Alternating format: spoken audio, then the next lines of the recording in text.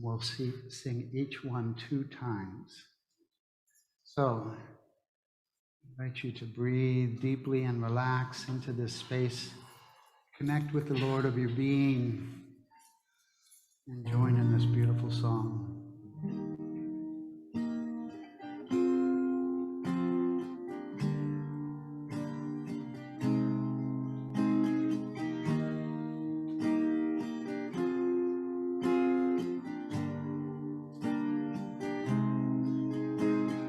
Pour yourself in me, pour yourself into my heart.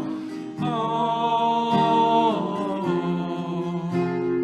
wonderful Spirit, pour yourself in me, pour yourself into my heart.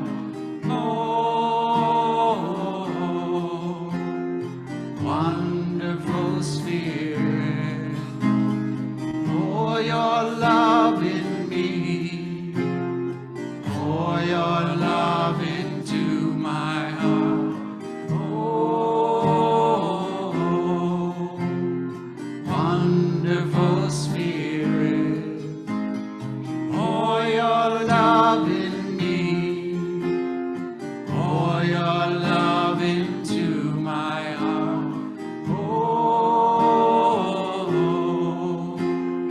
Wonderful Spirit, pour your joy in me, pour your joy into my heart. Oh, wonderful Spirit, pour your joy in me, pour your joy into my heart. Oh, wonderful Spirit. Oh, wonderful Spirit. Oh, wonderful Spirit.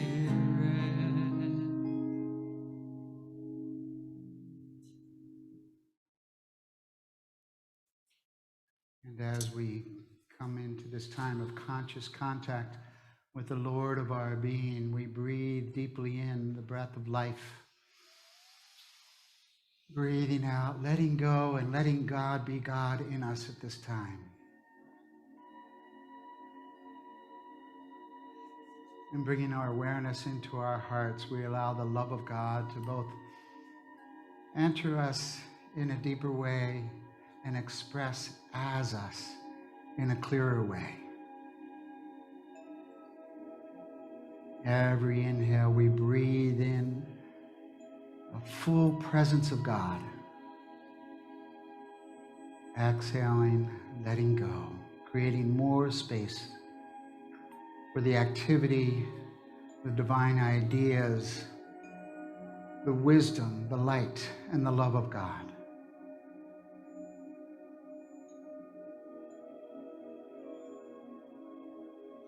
I am transformed at depth by the presence of God in my life. Whatever challenges I face are overcome and created me anew by the love of God.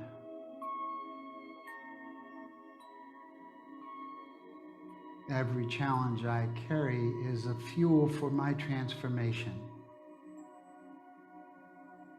So I give thanks as I allow God's wisdom to transform every challenge into a blessing. And I'm willing this morning to step into the mystery, knowing that the mystery is good, and knowing that all things are working together for my good. And this feeling brings me peace and joy as I relax and allow God to effortlessly guide my life. In this allowing, I am open and receptive, responsive and expressive to the wisdom of the divine.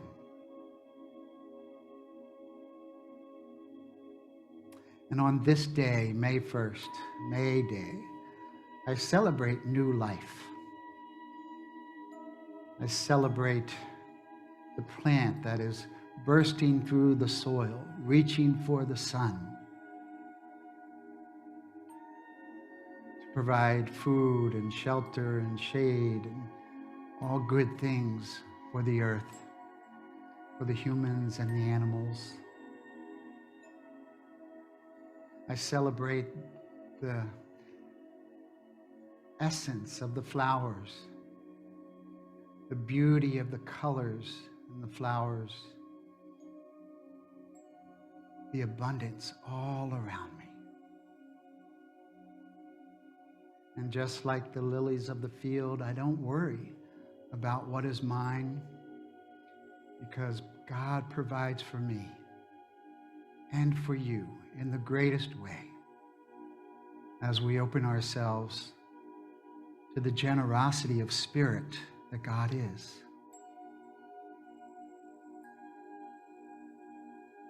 And so we are transformed at depth this morning. We renew our minds, our bodies, our spirits by aligning ourselves with the divine ideas of God. I am a child of God, a portion of God made manifest right here, right now, abundantly blessed in all good things. I am transformed as I remember this truth and affirm it over and over and over again. I am a portion of God made manifest, and I am abundantly blessed in all good things. And let us know this truth deeper as we move into the stillness, the quiet, the silence.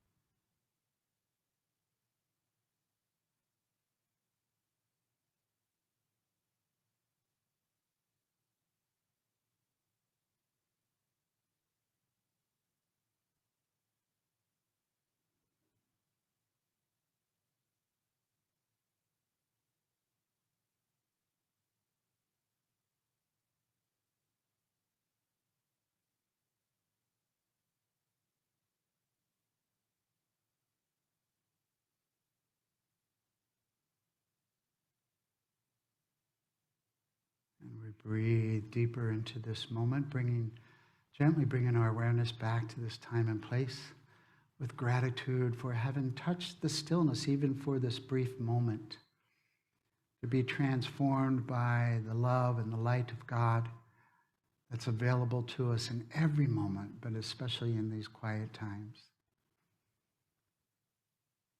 And so we bring our awareness back with gratitude, praying this in the name and in the nature of the indwelling Christ presence. Shine your light in me. Shine your light into my heart. Oh, wonderful Spirit. Shine your light in me. Shine your light into my heart. Oh, wonderful Spirit, sing your song in me, sing your song into my heart.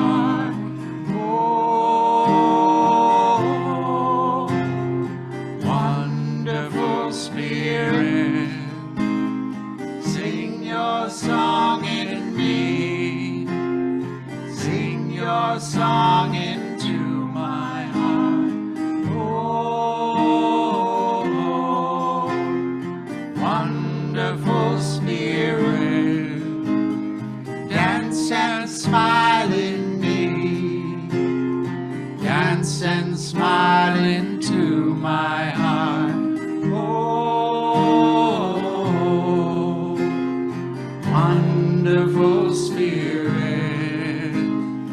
dance and smile in me, dance and smile into my heart. Oh, wonderful Spirit, For yourself. pour yourself in me, pour yourself into my heart. Oh, wonderful Spirit, pour yourself in me, pour yourself into my heart. Oh, wonderful Spirit. Oh, wonderful Spirit. Oh, wonderful Spirit.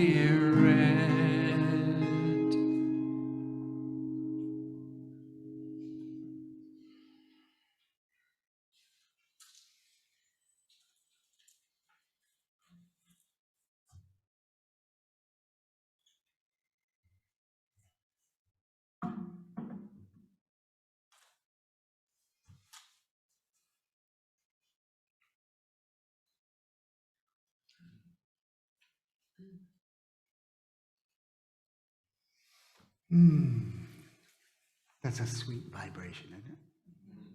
Sweet song written by Ricky Byers.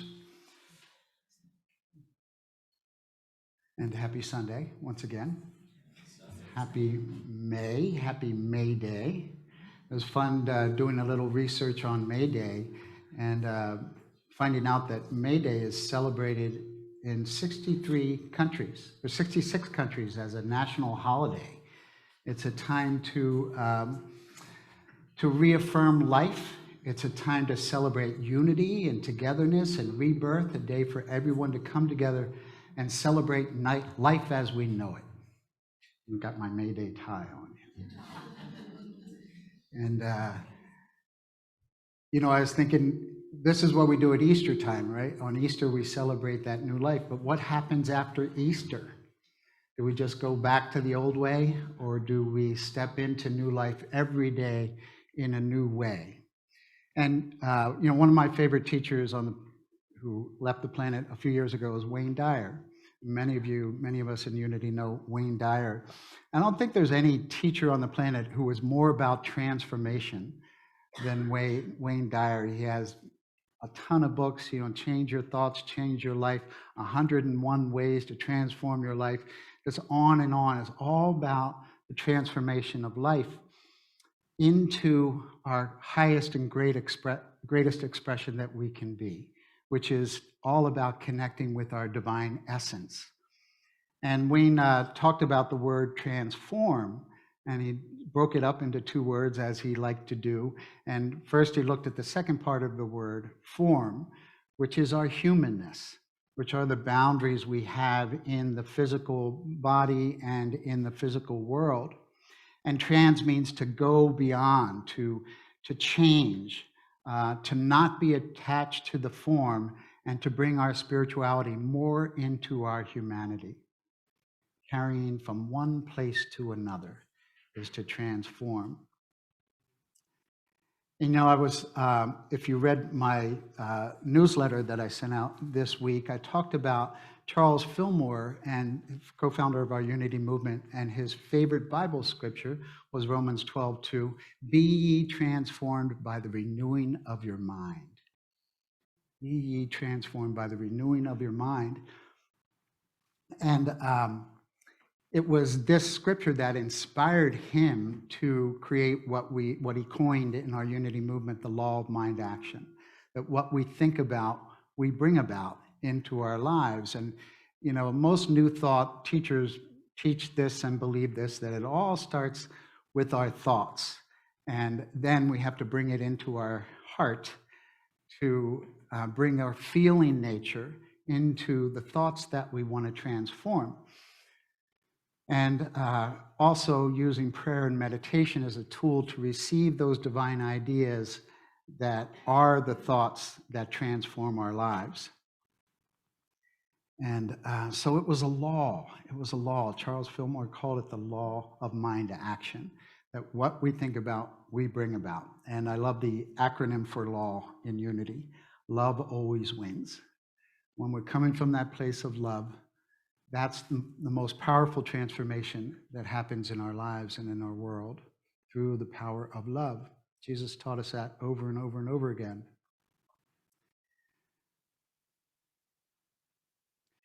When I was in ministerial school in the 90s, one of our assignments was to create a credo, for a personal credo, a ministerial credo for ourselves. And it was a 10-page paper. And what happens is it becomes the foundation of what we teach, right? And at that time in my life, I could boil my 10-page paper down to one word: transformation. Because I've experienced so much in my life. That's what this journey is all about. That's what this spiritual journey is all about. But more than that, it's about transforming from our humanity to our spirituality, right? Bringing the spirituality. I also, over the years, whenever I do a new member class, I always ask people to share their spiritual gifts.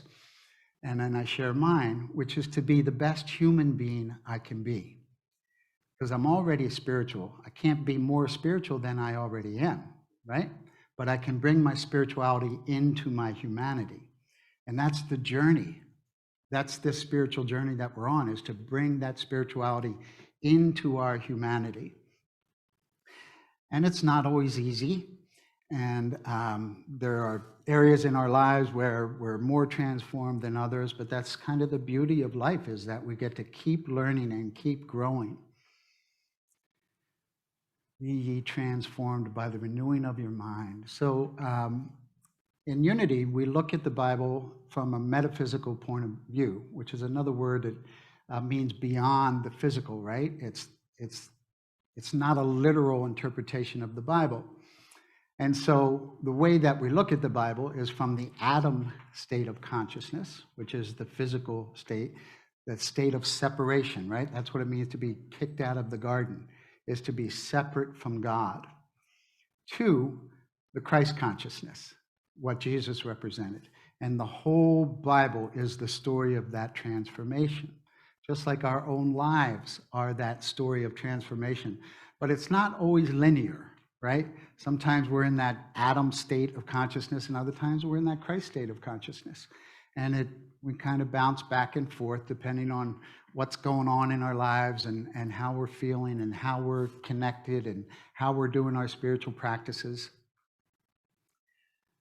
Charles Fillmore said this about this transformation and about Adam. He said, we are not to erase Adam, but we are to transform him by the renewing of our mind. So often, I know that when I'm in that place of pain or suffering or disconnection, that I want to get rid of it. I want to get rid of it so that I can express more of my Christ light.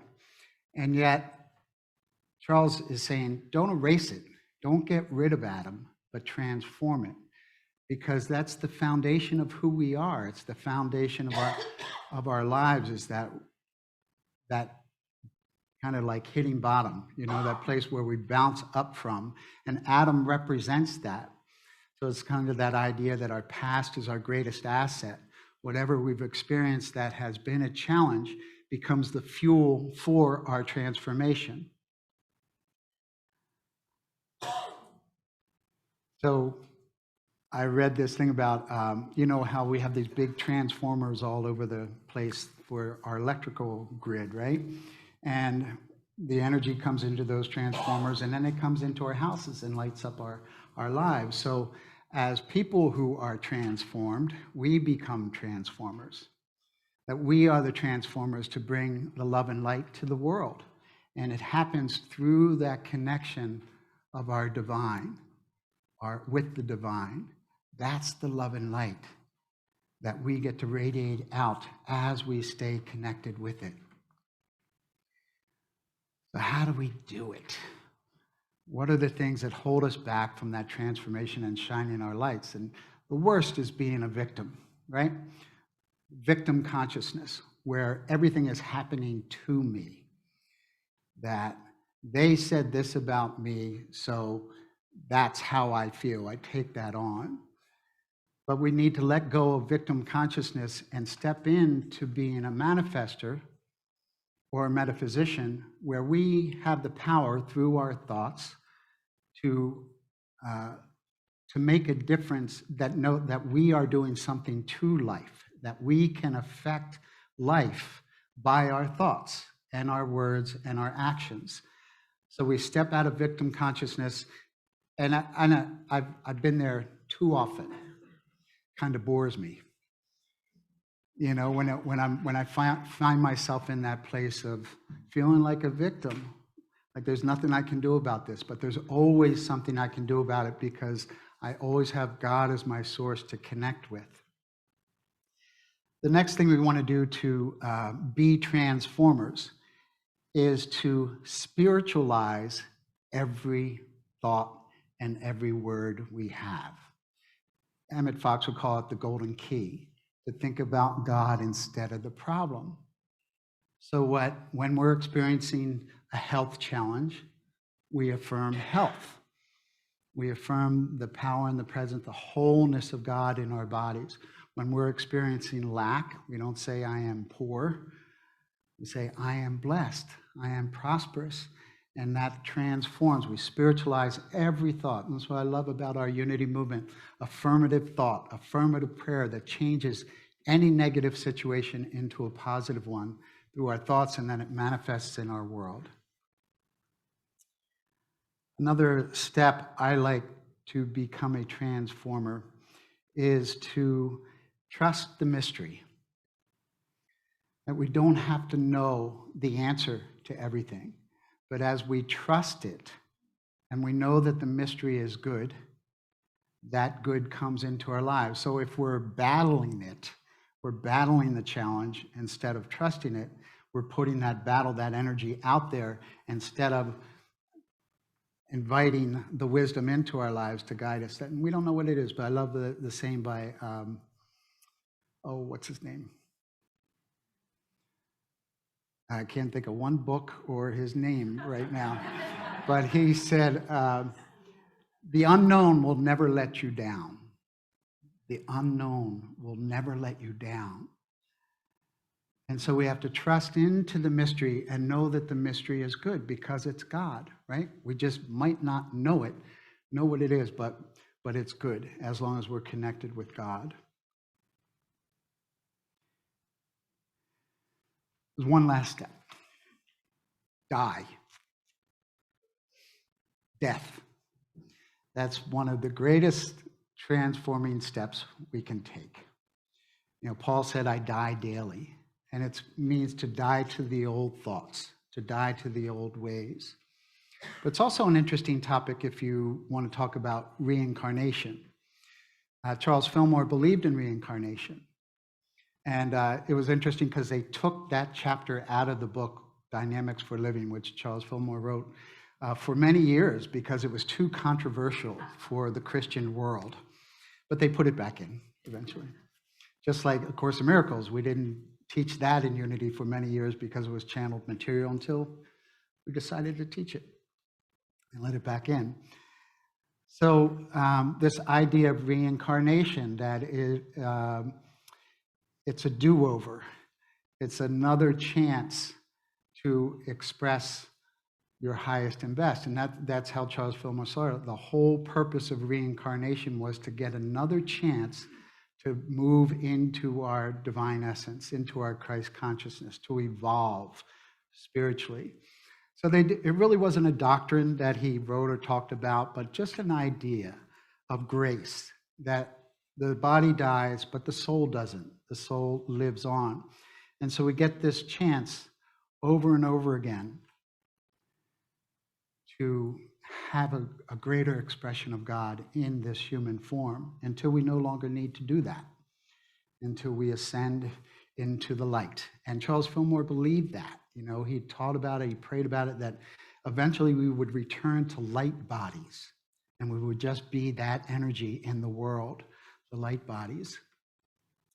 So I've had many interesting conversations with people about reincarnation over the years, and I don't know what to think about it. And a past life regression and all those kind of things to find out, it turns out like almost everybody I talk with who does that kind of work says, oh yeah, you walked with Jesus. I think we all walked with Jesus at some point. And, but what's most important about the reincarnation idea, no matter how long you've lived, no matter how many experiences, how many lifetimes you've reincarnated into, this is the one you reincarnated into. So this is the most important lifetime of the cycle. So what are you doing with this lifetime? No matter if you walked with Jesus or you were a king or a queen or whatever it was, this is the one that's most important. And what's most important about it is developing, awakening your divine essence. This is the one we get to do it in. And so I think that's so important that we do our best to clear away the things that don't serve our highest and best, and to step into the truth of who we are as Christed beings. Christ in me, my hope of glory. Christ in you, your hope of glory. That is your divine essence that we're longing to experience it, right? Aren't we longing to experience it? So we get the opportunity whenever the challenges arise, we get the opportunity to shift it, to spiritualize it, to come into a new way, to transform our lives, transform our minds by the renewing of our minds, transform our lives by the renewing of our minds. I'm saying it so many times, I'm not even sure if I'm saying it right.